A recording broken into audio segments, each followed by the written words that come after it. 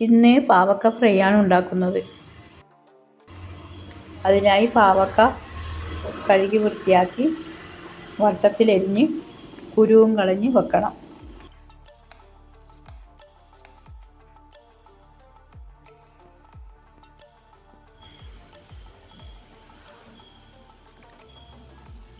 ഇനി അരിഞ്ഞെടുത്ത പാവക്കയിലേക്ക് 1 ടീസ്പൂൺ ഉപ്പ്, 1/4 ടീസ്പൂൺ മഞ്ഞൾപ്പൊടി, 1 ടീസ്പൂൺ മുളക് പൊടി, 1 ടേബിൾ സ്പൂൺ അരിപ്പൊടി, 2 ടേബിൾ സ്പൂൺ കടലപ്പൊടി, 2 ടേബിൾ സ്പൂൺ തൈര്,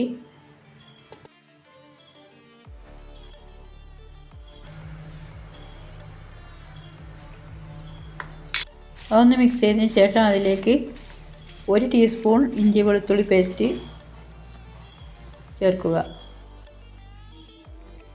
എന്നിട്ട് നന്നായി യോജിപ്പിക്കുക.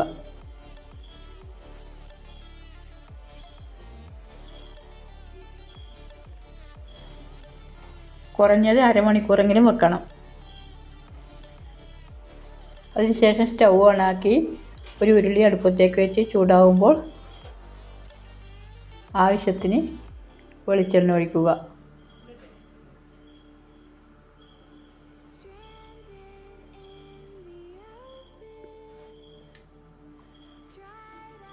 വെളിച്ചെണ്ണ ചൂടാകുമ്പോൾ പാവക്ക ഓരോന്നായി ഇട്ട് തീ മീഡിയം ഫ്ലെയിമിൽ വെക്കണം.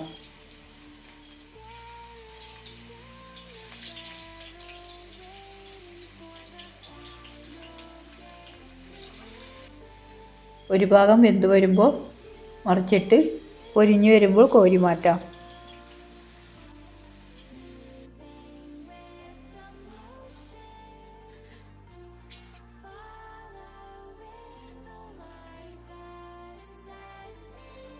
ബാക്കിയുള്ളത് കൂടി ഇതുപോലെ പൊരിച്ചെടുക്കാം.